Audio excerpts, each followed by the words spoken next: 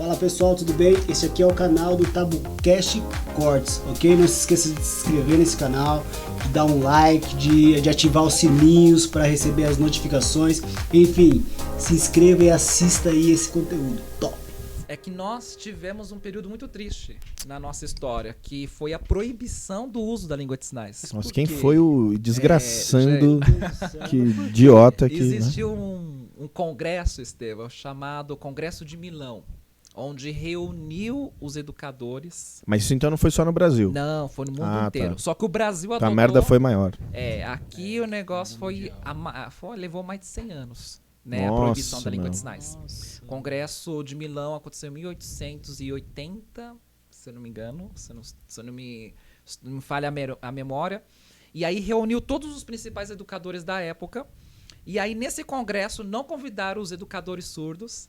Olha só que Os ouvintes praga. decidiram o que seria melhor para os surdos com relação à educação. E aí os ouvintes decidiram que a língua de sinais não fazia bem para os surdos, para o desenvolvimento. O que levava em consideração para o bom desenvolvimento deles é obrigar eles a falarem. Nossa, mano. Aí nasce. Que absurdo. Aí eles começaram a propagar na educação que a língua de sinais tinha que ser tirada mesmo da sala de aula, não deveria levar em consideração. A partir daí, dar uma ênfase para o trabalho do fonoaudiólogo, porque os surdos são obrigados a falarem a qualquer custo. Sim. Acontece uma lavagem cerebral na cabeça das famílias, porque não ensine seus filhos a língua de sinais. Façam com que eles aprendam a falar para eles serem enquadrados no padrão de normatização da sociedade. Nossa, mas havia tipo uma certa tortura, não sei assim, mas eles sofriam, tipo, forçava eles a tentar falar. Sim. Tipo... Existem relatos, né? Se você conversar com surdos mais antigos, os mais velhos, eles contam para você histórias muito tristes. Nós temos aqui no Brasil a primeira escola para surdos, que é o INES, o Instituto Nacional de Educação de Surdos, que foi fundado pelo nosso imperador Dom Pedro II, Olha. que fica lá no Rio de Janeiro. O INES existe até hoje. Só que o INES pegou essa época, que é chamado de período oralista, onde os surdos foram obrigados a falarem, né? E aí entra as torturas. Nossa. Porque o que acontece? Sujo demais. Gente, lá... Será o que Deus se INES arrependeu a criar o ser humano? Tomara, né? O INES, ele foi criado numa Aguenta aí, espécie tem pergunta, de aguenta aí. internato. Então, o que quer dizer? O internato, você tem seu filho surdo, mas você mora em diferentes locais do Brasil, você manda lá, Ele pra lá. fica lá o ano todo, dorme lá, vive lá e ele volta só nas férias. O que acontece? Mas o intuito era dele aprender a falar? Como que era? Aprender a falar. Lá A não base podia de alguma...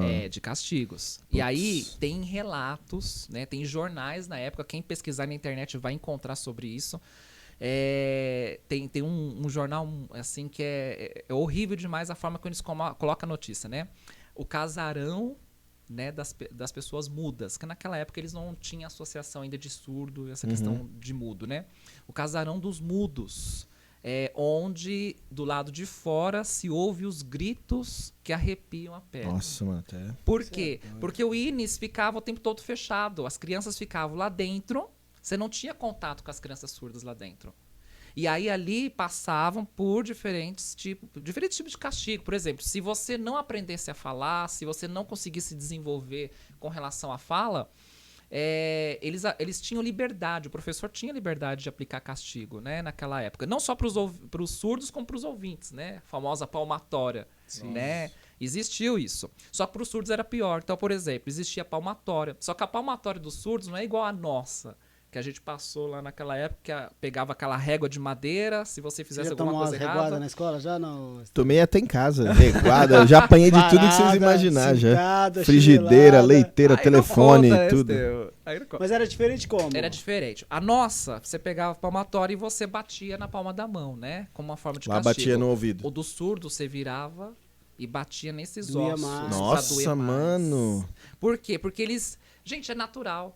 Né? Eles queriam fazer se comunicar em língua de sinais. É algo natural, né, deles. Então, o professor vira as costas. Os surdos, lógico, criança, gente, ainda, eles vão querer fazer a sinalização. Aí o professor ia lá, batia com a palmatória. Nossa, tenho vergonha da humanidade. Outra coisa horrível que eles faziam. A criança insistia em usar a língua de sinais. Está proibido, não pode usar a língua de sinais mais. O que os professores faziam? Nós estamos falando de professores daquela época brasileiros, né? Dos outros países não, é aqui que isso passou. Isso quantos anos atrás, Fabinho? Isso até a década de 60, 70 você via no Brasil. Nossa, não é muito longe, não. Não, faz... Aqui, né, no Brasil, a gente só viu a volta da língua de sinais como instrumento de educação, né, nas salas de aula depois da última correção da Constituição em 88. Nossa, 88. Que a partir da década de 90 a gente tem uma ideia de educação inclusiva, aí começa de fato a se pensar, né, nessa questão de socialização da criança, educação e a volta da língua de sinais.